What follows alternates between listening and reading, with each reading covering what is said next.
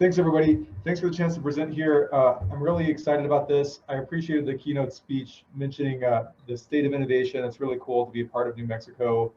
It's such a beautiful place and a really interesting place to get to innovate. So today I'm going to be talking to you about novel spacecraft heat pipes. So let's see. Our AFRL Space Vehicles Thermal Directorate team. I want to tell you a little bit about who we are at AFRL and what we do. So first, our identity, we work at Kirtland Air Force Base. We're part of the Space Force, and the Air Force Research Lab Space Vehicles Directorate is headquartered here at Kirtland, the south side of Albuquerque. At our particular organization, our thermal lab and thermal team, we're the lab that produces the next generation of thermal fluids technology for the Space Force. We have a fairly small number of civilian military on-site contractors and interns. How we do business, our immediate customer is the Space Systems Command, which is formerly Space and Missile Systems Center at LA Air Force Base in Los Angeles.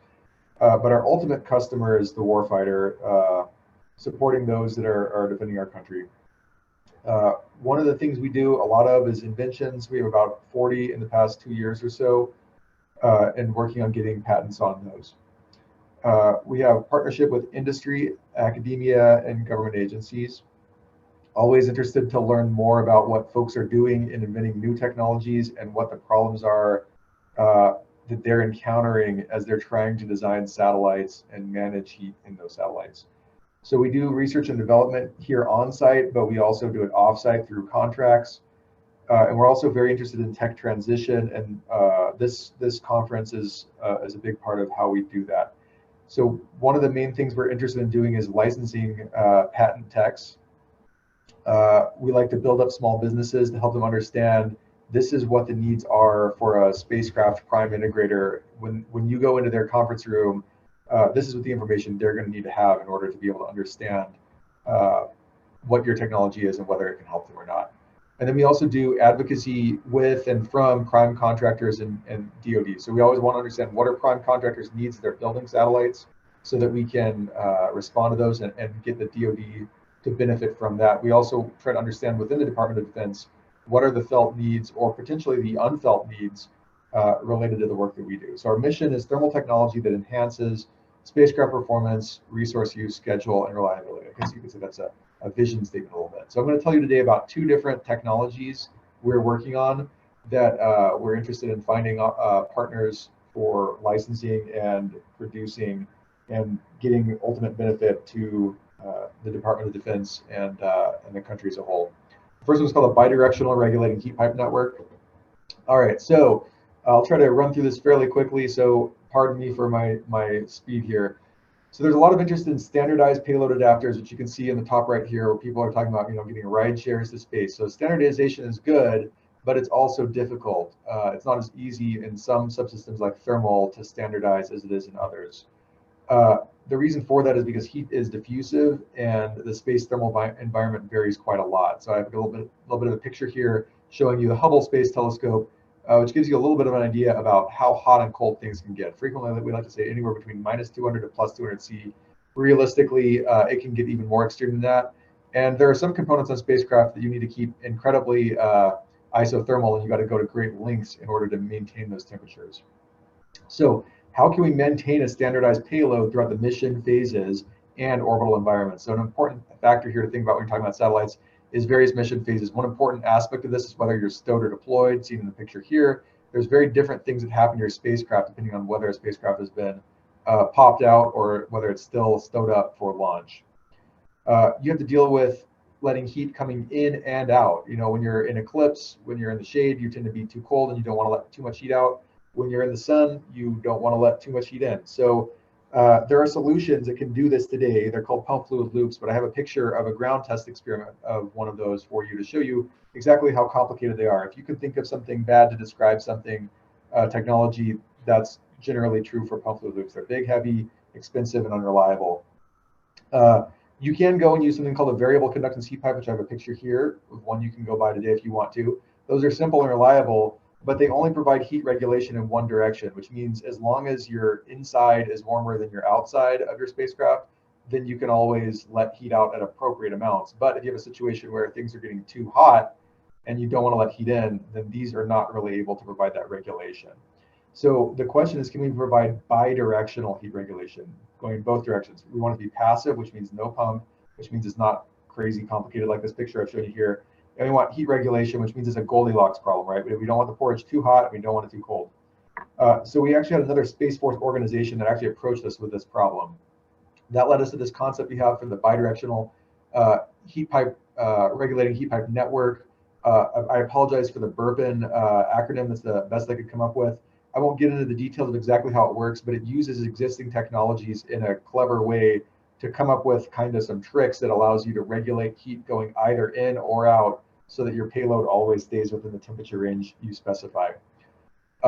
This slide here talks a little bit about the overall ways that that can happen. If you look at the arrows here, I won't spend a long time, but it shows different heat flows in different directions doing clever things depending on whether on the left 3 examples things are too hot, or on the right 3 examples things are too cold, and whether or not you're trying to let heat in or out, or trying to preserve it in this existing state.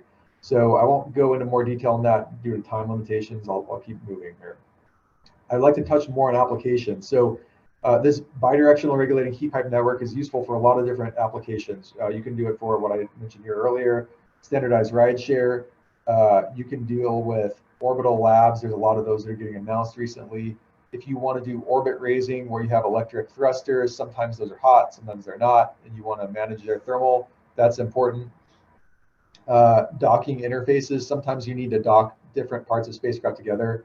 Increasingly so these days, people are interested in, can you bring up experiments and dock those on a pre-existing experimental support spacecraft? If you want to be able to transfer heat across that interface in a reversible way, having the ability to regulate heat transfer is a great feature there while using something that's low resource demand like this technology.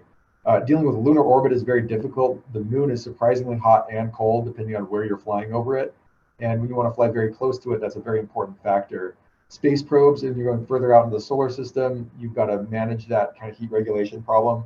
NASA has solutions for this today. Those solutions are too complicated, too risky, too expensive, and drive too long of procurement times. It doesn't need to be that way. This technology and others are working on can provide solutions to that. Other solutions for prop systems, batteries, solutions on the surface of planets, and as well also hosted payloads.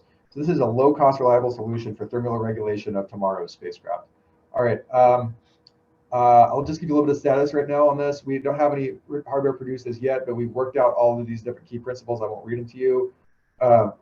We're talking with another organization within the Space Force to consider it for their application, and we're interested in finding companies that would want to be part of this tech transition process by licensing or using it after somebody else licenses it and builds it. And ultimately to bring that to market so that folks can benefit from this. All right, I want to tell you about a second one, the ground testable spacecraft heat pipe, which also has some applications beyond just space for those of you who aren't necessarily interested in space for its own sake. All right, so let's talk about heat pipes. Heat pipes are really great working in space. I won't go into the details of how they work, but they're very simple, very reliable, and very effective at doing what they do. But they don't work that well on the ground. And the problem is, if you need to heat them on the top and cool them on the bottom, they don't work that well. And so they're only able to wick against about a fraction of an inch, much less than 1 inch, a wicking height, and then you can't really use them on the ground. So you say, well, the computer I'm talking to you on right now, John, actually can do that, and it's got heat pipes. Yes, but it has these terrestrial copper water heat pipes, which can wick about 6 inches of height, which if you ever look at your copper water heat pipes, I guarantee you they'll all be about 6 inches or less. So there's an issue here where satellites, you can see this picture on the left here, there's a little guy standing in front of the satellite. This is not a very small satellite. So the question is, how are you going to use this heat pipe for ground testing when you also have such a high height to work with? And ground testing is an important factor in the design of the spacecraft. Often you have to do a lot of bend over backwards stuff in order to get the great benefits of using heat pipes in space to be able to make that work on the ground. So there are workarounds. We can just heat them from the bottom, which avoids the problem. You can turn the satellite sideways, but now something else is quote unquote up in your ground test situation. You can provide artificial ground heating and cooling, but that kind of obviates your thermal system. And the point of doing the test was to test the thermal system. Or the worst possible world would be to use a much more expensive and risky thermal control technology to avoid the problem in the first place, which encounters a lot of problems. So we really need a low-cost, reliable means for providing ground testability of our spacecraft. I won't get into these details about how spacecraft or how heat pipes work, but you can read that if you like, now or later on. So there's some prior art for something that's a really clever solution that's known as Sorensen's bubble pump. This is an expired patent that offers a solution to this problem. It uses a bubble pump, which is essentially like a coffee percolator. I show you a little diagram there on the top right, that then uses the pressure increase that it has to drive a liquid stream down to a lower level. So you actually have, in this case, something that is reasonably defined as a heat pipe, which has all the virtues of heat pipe, like reliability, simplicity, low cost, and all the great things you're looking for on a spacecraft, while also having the ability to drive heat down. So this is pretty cool. There's this guy's actually got a company right now. If you're worried about the price of natural gas, like you probably looked at your natural gas bill this month, it's gone up, right? And it's going to go up a lot more here probably soon. This is kind of a cool little thing that is somebody, coming up with an idea for using solar water heating to manage heat demands in their own house. I took this picture before even the Russian invasion happened. So there you go. There's lots of issues right now about energy prices. So now the question is, can you develop this, what I would call a bubble pump heat pipe, to be adapted to solve the problems of top heating a spacecraft while you're in ground test? So the invention is the ground testable spacecraft heat pipe, which essentially combines Sorensen's bubble pump with a conventional heat pipe in order to provide the ability to both carry heat up as Sorensen's bubble pump, carry heat up as a heat pipe in reflux operation, i.e. in ground test operation, heated from below can do, as well as to carry heat down, which Sorensen's bubble pump can do. And by combining those two things, you can get the ability to carry heat both up and down. All right, so there's your diagram here. There's a regular heat pipe we use in space. There's the bubble pump heat pipe type thing. And now we have together the ground testable spacecraft heat pipe.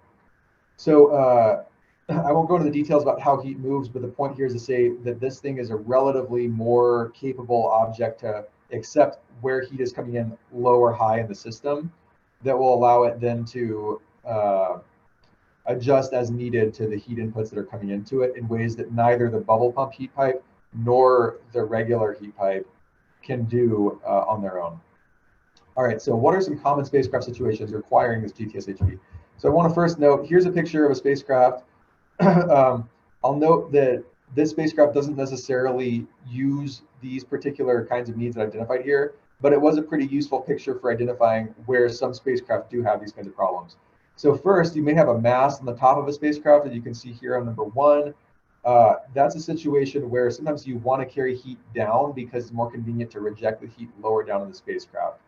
In general, the orientation of the spacecraft is going to have the mast on the top during ground test, and so you can't carry that heat down with a normal spacecraft technology, or with a normal heat pipe technology without incurring a lot more costs.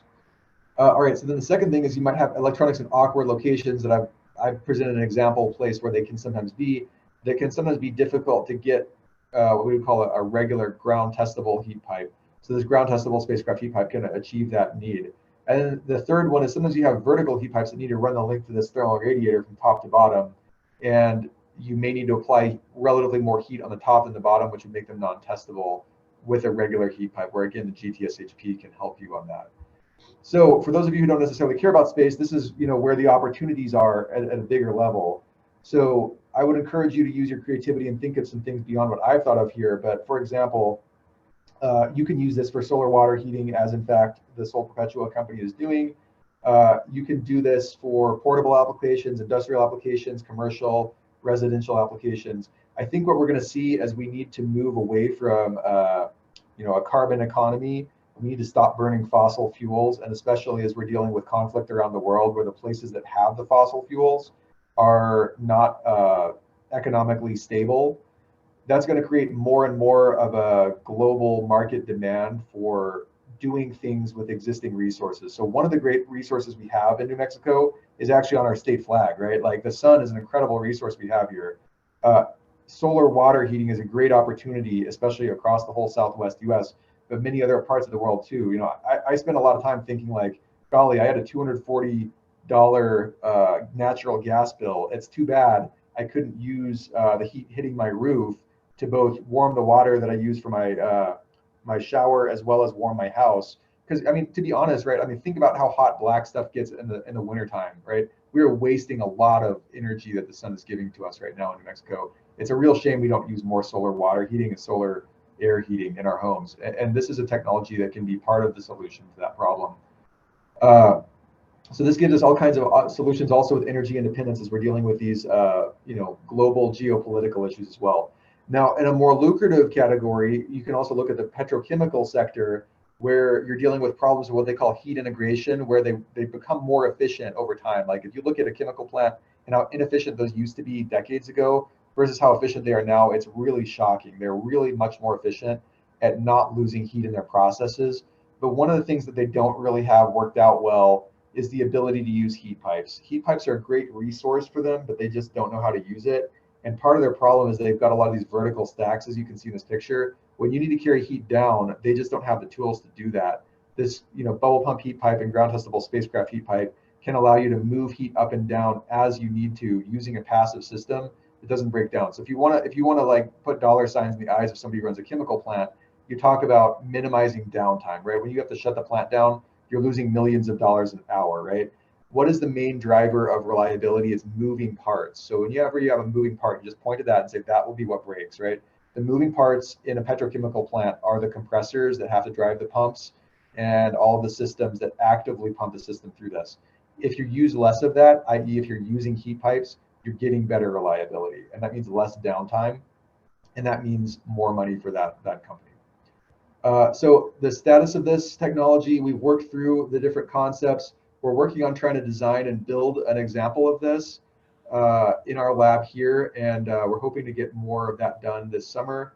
We're looking for transition partners that can integrate that onto their satellites, but we're also interested in companies that want to license the patent and bring it to whatever market can benefit from it. And again, companies that directly want to license it, we're interested in VC that wants to support those companies, and companies that want to benefit from this technology and want to provide inputs to the way it should be developed. We also want their inputs as well. All right, so with that, I'll just stop talking and give you my contact information here. Darn it, I put my wrong email address in there. It's jonathan.allison.1@spaceforce.mil. And also this is Anna Kutila, our tech transition office contact. Her email address is correct on there. I want to talk just briefly, sorry, one other thing. Other thermal fluid technologies that we have available for license. Just prior to COVID starting, I came and presented 3 different technologies to you, and I'll just mention those here.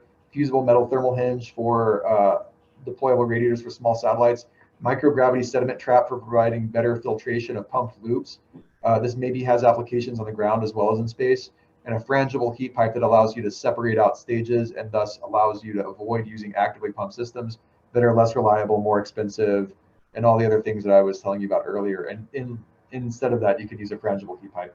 So lots of other inventions, I said we've got about 40 others. I'd love to engage with you more, via the Tech Transition Office. We really see that tech transition to business is the key for AFRL's mission, right? Like I wouldn't be doing my job if I weren't presenting to you today, is my viewpoint here. So thank you for what you're doing and listening to me and thinking about ways we can partner together to help support the warfighter in defending our country. Thank you. Thanks, John. Very complete presentation. I appreciate you focusing on those applications for both of those technologies. We're going to go ahead and skip the questions for this technology. If you do have questions, please reach out to John in the chat. Also, my colleague Anna Kutila is online, and she can answer some more questions about any of the thermal technologies from Air Force Research Lab.